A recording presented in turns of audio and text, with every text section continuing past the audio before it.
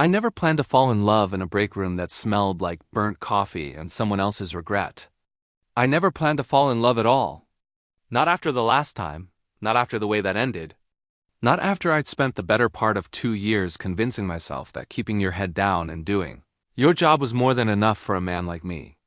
But there she was, sitting on the floor between the vending machine and the window with her knees pulled to her chest and her face buried in her arms, crying in a way that was almost completely silent.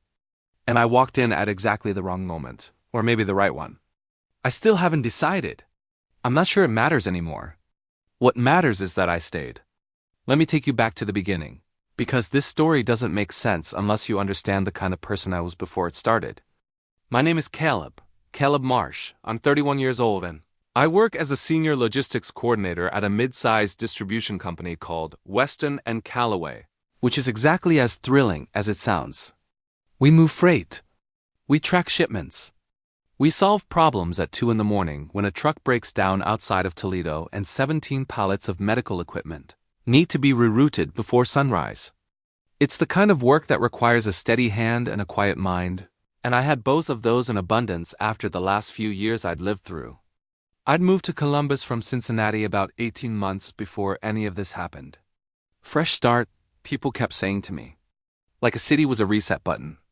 Like you could pack your heartbreak into boxes along with your kitchen plates and leave it stacked against the wall of a storage unit 2 hours away.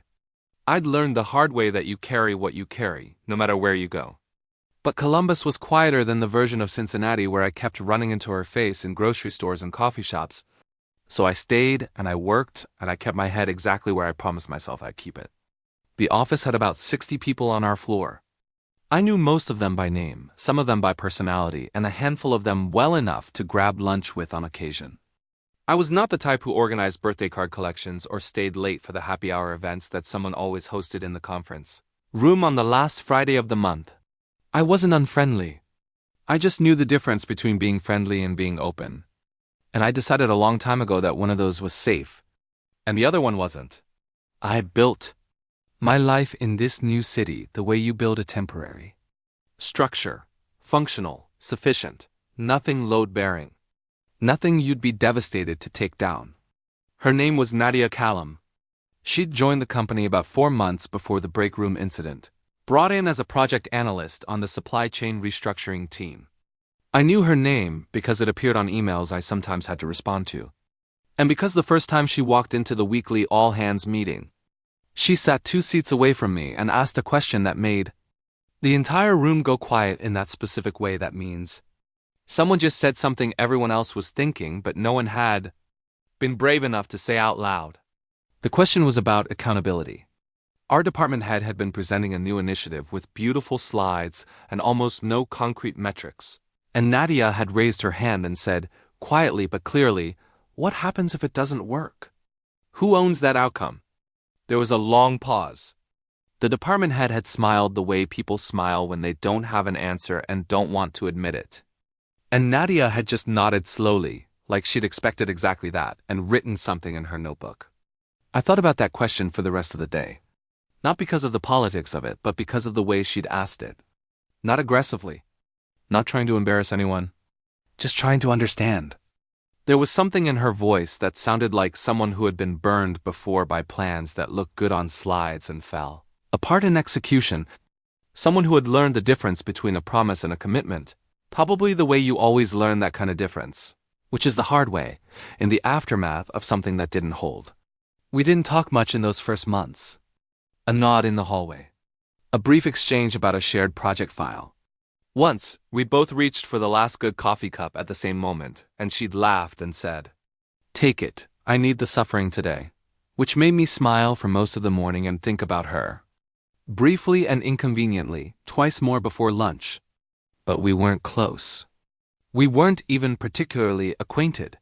She was efficient in meetings, measured in her communication, and seemed to exist in the office the same way I did, professionally present and personally sealed. Which is why when I found her on the break room floor on a Tuesday in November, crying like that, I genuinely didn't know what to do. It was 6:47 in the evening. Most of the floor had cleared out by 5:30. I'd stayed late to finish a rerouting analysis that was due first thing in the morning. The kind of work that expands to fill whatever time you give it, which is convenient when you don't have anywhere else to be. I'd gone to the break room for coffee because my desk cup had gone cold 2 hours earlier, and I was running on the particular kind of tired that only more caffeine or a full night's sleep can fix. And a full night's sleep wasn't available. The lights in the break room were on but dimmed, which meant no one had moved in there for a while. I pushed the door open and the smell hit me first. That particular scent of a room where someone has been sitting alone for a long time. Coffee going stale, the faint ghost of someone's lunch from 6 hours ago, the heating system pushing recycled air around the ceiling. And then I heard it. Not a sob. Not anything dramatic. Just this very quiet, controlled kind of breathing that was doing its best not to become crying but wasn't quite succeeding. I stopped in the doorway. She was sitting on the floor against the far wall. Between the vending machine and the window that overlooked the parking garage, knees up, face down, shoulders moving in that slow, irregular way that meant she'd been at it for a while. Her bag was on the floor beside her, already zipped. She'd been about to go home. Something had stopped her and folded her down to the floor instead. I should have backed out. I know that. I know the polite thing, the decent thing. The thing a person with good emotional intelligence and appropriate professional boundaries does is quietly close the door and pretend they never saw anything and maybe send a vague email in the morning that says, "Hey, if you ever need anything, I'm around." I know all of that. I'd done that kind of careful retreat before, more times than I could count, because I had made an art form of not inserting myself into things that might require something of me. But my hand had already let the door fall open wider. And the light from the hallway had crossed the floor and reached her. She heard it. Her head came up fast, and for 1 second, maybe less, I saw her face before she had the chance to arrange it into something else. Red around the eyes. A tear she hadn't caught in time, catching the dim light on its way down her cheek. And then, almost immediately, the expression of someone who has just been seen doing something they'd rather have kept private. Not embarrassment exactly. Something more controlled than that. Something practiced. She said it fast, almost under her breath. "You weren't supposed to see that." I didn't move. I didn't apologize and back out. I don't entirely know why, even now when I've had months to think about it.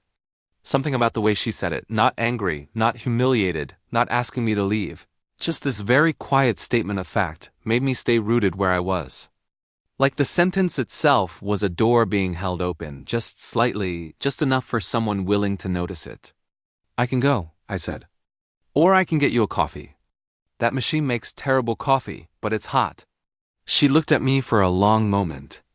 Nadia, who asked the hard questions in meetings, who was always the most composed person in any room, who I had never once seen look uncertain about anything, looked at me like she was trying to calculate something, weighing options, running a silent analysis. And I stood in the doorway and waited the way you wait when you understand that pushing is the wrong tool for the situation. Then she said, "The hazelnut one is the least bad." I fed the machine 3 singles. It dispensed 2 cups. I walked over and sat down on the floor next to her, not too close, back against the wall, the same way she was sitting, and I handed her the slightly less terrible of the 2 options. She wrapped both hands around the cup. Neither of us said anything for a while. The parking garage hummed faintly through the glass. The city beyond it moved in its quiet Tuesday evening way, indifferent and unhurried. Someone down in the lot started a car and drove away, headlights sweeping briefly across the ceiling. "I'm not going to ask," I said eventually. She looked at me sideways. "What?" "I'm not going to ask what's wrong. You don't have to explain it." She was quiet for a beat. "Most people would ask. Most people want to help so they can feel better about themselves. I don't need to feel better about myself right now. I'm already fine." Something shifted in her face. Not a smile exactly. But the lines around her eyes changed, and her shoulders dropped about half an inch. The way shoulders drop when someone stops bracing. That's a strange thing to say. It's true though. She took a sip of the hazelnut coffee. Made a face. "That's terrible. I told you. Why did we drink it anyway?" "Because it's hot and it's November and the other option was going back to our desks." She almost laughed. Not quite, but almost. And I noticed that almost the way you notice a door that's slightly ajar in a room full of closed ones. We sat there for another 10 minutes. Maybe 15. At some point she said, quietly, "Thank you for not making it into a thing. It's not a thing unless you want it to be." "I don't, okay?" She stood up eventually, smoothed the front of her blazer, picked up her bag from beside the vending machine. At the door, she paused. She didn't turn around fully. Just half a turn, looking back at me over her shoulder. And in the dim light from the hallway, she looked like someone standing between two different versions of an evening. "Caleb." I was still sitting on the floor. I looked up. "Yeah, I'm glad it was you who walked in." Then she left. I sat on that break room floor for another 5 minutes after she was gone, staring at the terrible hazelnut coffee going cold in my hand, understanding that something had shifted. Not dramatically. Not with fanfare. Just the quiet, certain kind of shift you feel in your chest when the axis of something tilts and doesn't tilt back. The kind that you could, if you wanted to, still pretend hadn't happened. The kind that gives you a choice. I held the coffee and looked at the window and thought about the choice. And then I got up and went back to my desk and finished the rerouting analysis. But I thought about it the whole time. The thing about Nadia was that she didn't feel like a risk in the way I'd been trained to recognize risks. She felt like a colleague. Someone I respected professionally. Someone I found interesting without finding it immediately threatening to find her interesting. And for about a week after the break room, I managed to hold on to that clean, uncomplicated version of things. She's a colleague. I'm a professional. We shared a cup of terrible coffee on a difficult evening, and now we're back to normal. Except we weren't, exactly. We didn't reference it. That was her choice, and I respected it completely. Back in the office the next morning, she was exactly who she always was. Put together and focused. Presenting her section of the supply chain review with the same precise clarity she always brought to everything. She didn't avoid me. She wasn't warmer than usual in any way a neutral observer would have noticed. She just moved through the day like Tuesday evening hadn't happened. But things had changed, and I could feel it in small ways that I couldn't have explained to anyone who asked me to put it into words. The way she always seemed to choose the seat 2 down from me in the all-hands meeting, close enough to exist in the same conversation, but not close enough to demand one. The way she'd started saying good morning when she passed my desk. Nothing more than that, just those 2 words. But said like she actually meant them instead of the automatic reflex of office courtesy. Once, she left a printed article on my desk about a logistics methodology that had apparently come up in a conference she'd attended. And at the bottom in pen she'd written, "Thought this might be useful. Though it's probably too late to matter this quarter." I read the article twice. I thought about the handwriting more than the methodology. The first real conversation we had after the break room happened on a Thursday, about 9 days later. It was after a meeting that had run 40 minutes over schedule because 2 senior managers had a disagreement about timelines that everyone in the room knew was actually about something else entirely. Some older wound in their working relationship that kept opening in different disguises. We'd walked out at the same time, into the hallway's fluorescent aftermath, and I'd said, "That was efficient," in the driest voice I could manage. And she'd said, without missing a beat, "I've counted. Those 2 have now cost us a combined 11 hours of calendar time since September." She'd pulled out her phone and shown me. She'd actually been keeping a running total in a note. It was titled, "The Cost of Unresolved Things." I looked at that title for a second longer than I needed to. "Is that just for them?" I asked. She looked at the note. Then at me. "No," she said simply. And she put her phone away. We had lunch together the following week. It wasn't planned, exactly. We were both in the lobby at the same time heading out, both without plans, both obviously doing the same mental calculation about whether to name it or let it just happen. And at some point one of us said the Thai place on 5th, and the other one said yes before the sentence was finished. That lunch lasted 2 hours. We missed the start of an afternoon meeting that neither of us cared about missing.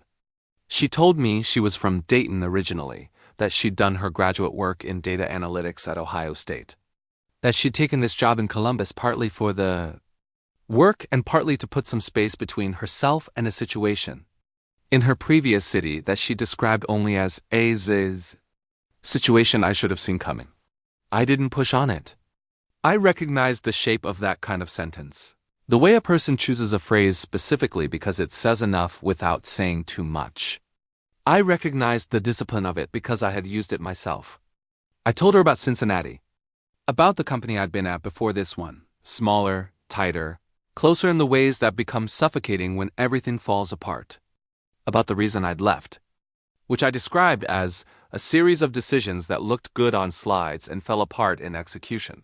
And she'd laughed, a real one, loud enough that the people at the next table glanced over and said, "You remembered what I said in that meeting."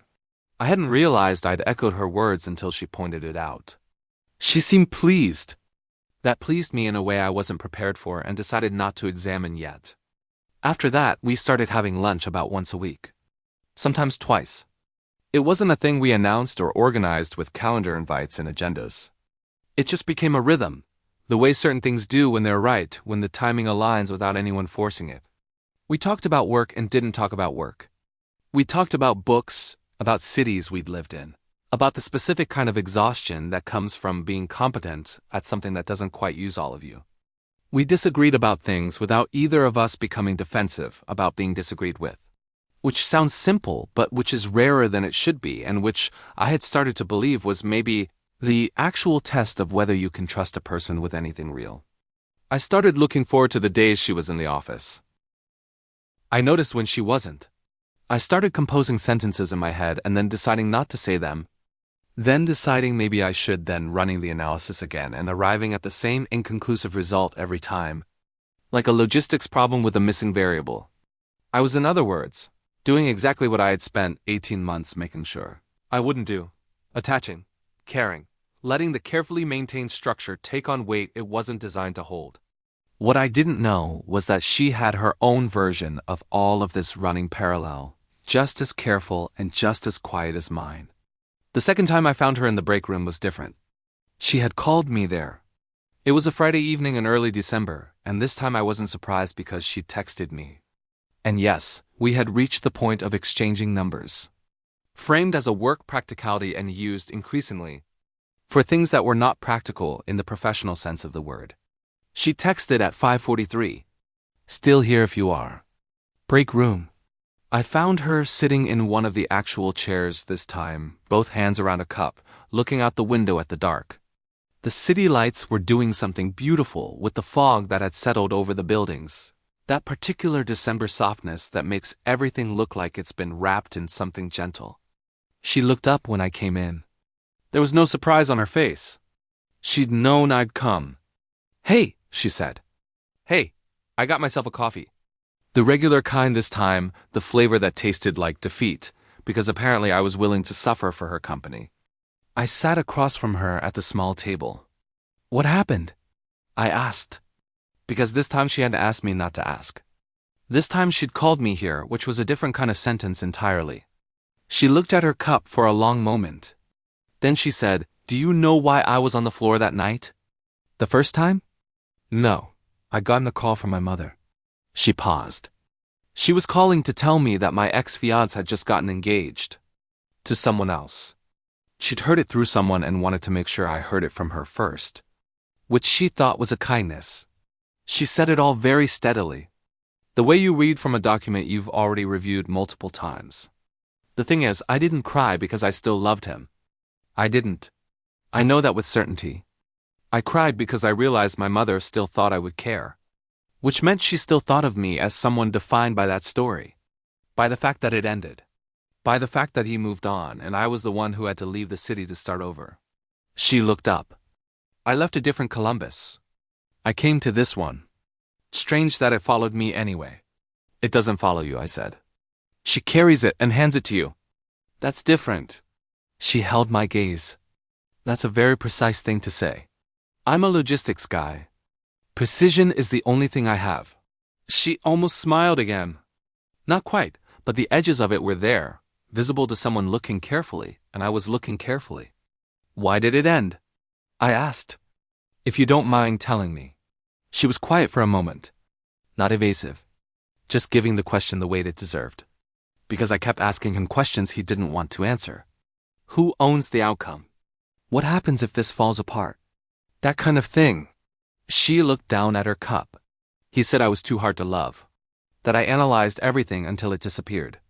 That I made people feel like they were being evaluated instead of loved. She said each sentence like she'd rehearsed them, which meant she'd carried them long enough to wear them smooth. The room was very still. Outside, a car moved through the fog.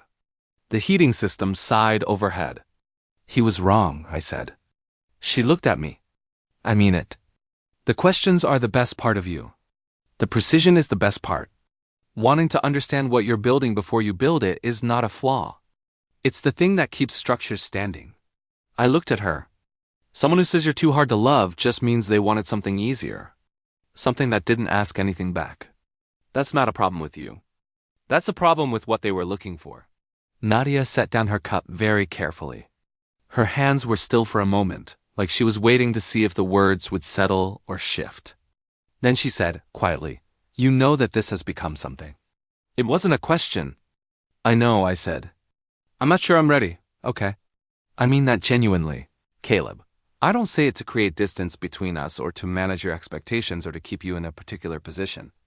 I say it because I'm trying to be honest with you, because you deserve honesty, and because the last time I went into something without being honest, both of us paid for it for a long time. I understand that. Do you have your own version of it? The thing that made you careful?"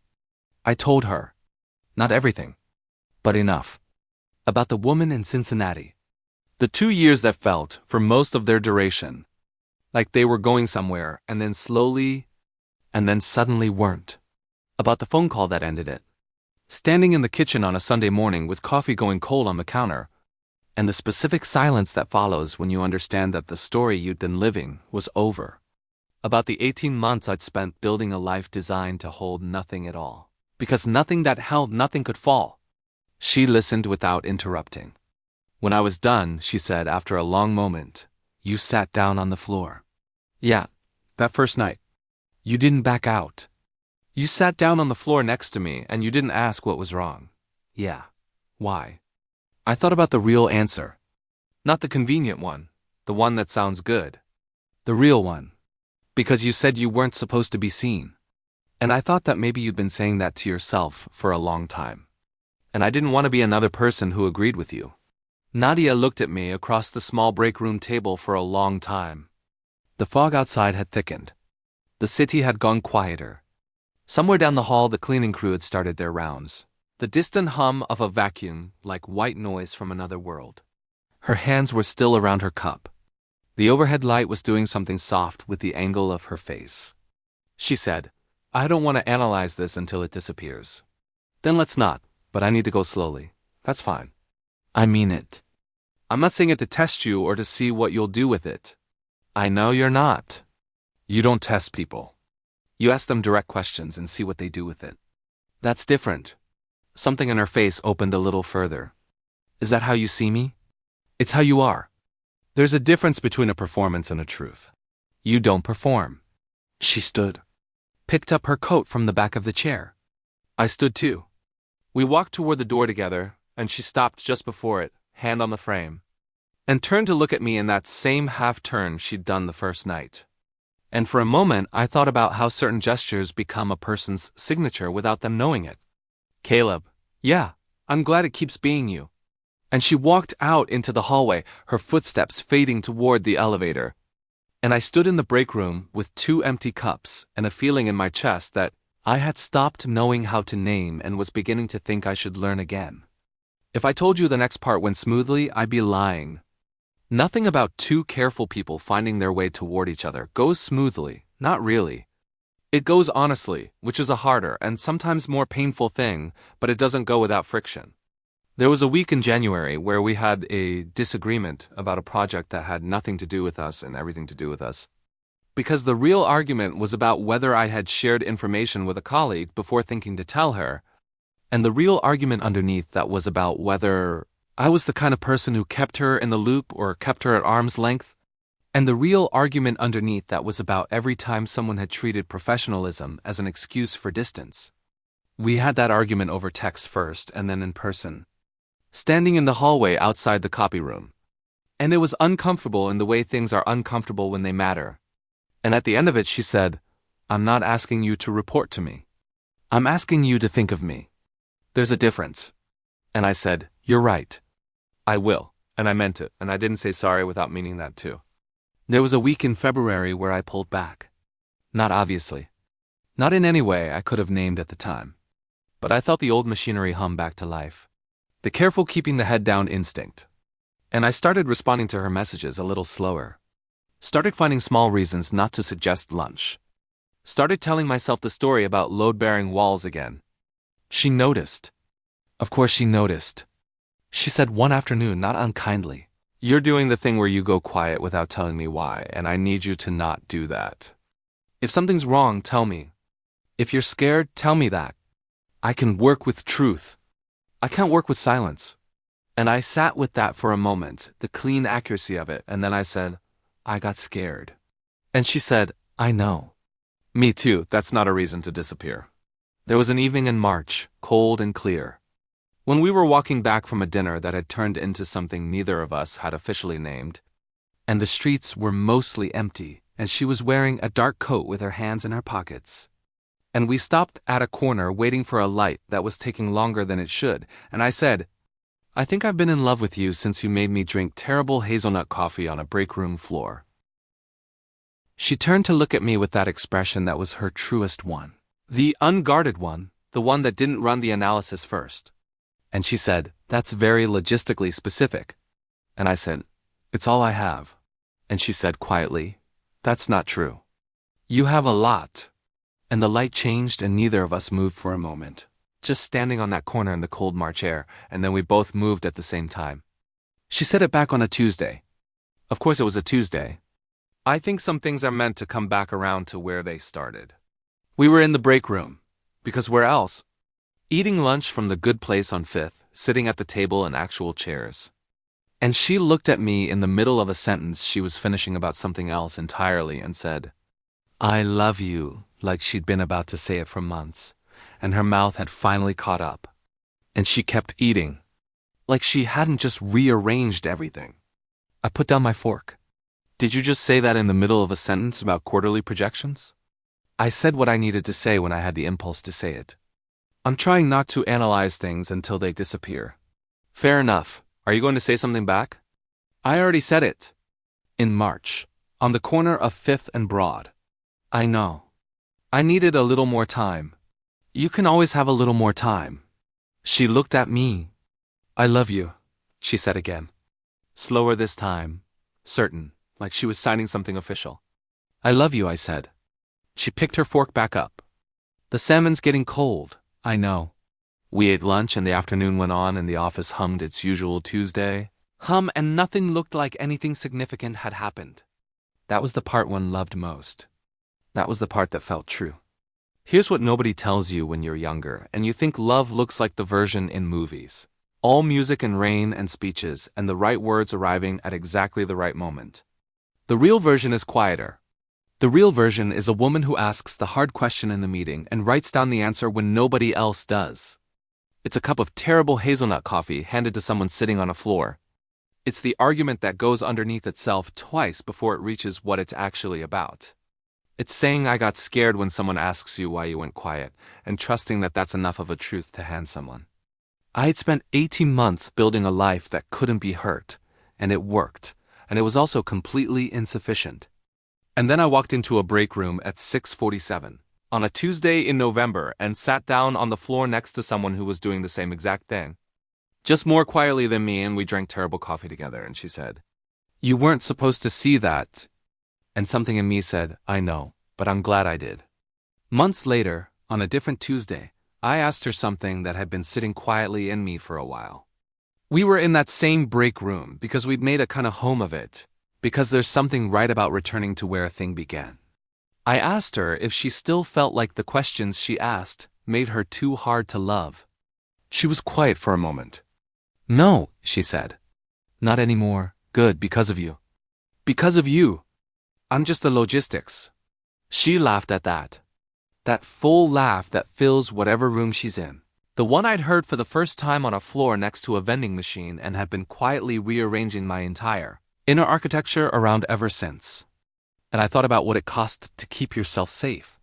I thought about load-bearing walls and careful engineering and the months I'd spent maintaining a structure designed to hold nothing at all. I thought about a parking garage seen through a dim window, and a cup of coffee that was terrible and exactly what was needed. I thought about the way some things that look like accidents are actually arrivals. There's a version of this story where I back out of that break room, where I see her on the floor and I make the calculation that this is not my problem, not my place, not the right moment to insert myself into someone else's difficult evening. It's a version I'm capable of. It's a version I would have chosen 6 months earlier without much hesitation. I would have gone back to my desk and had my coffee from a machine down the hall and finished my analysis and gone home and thought about it briefly before sleep and then not thought about it again. The structure would have held. Nothing would have shifted.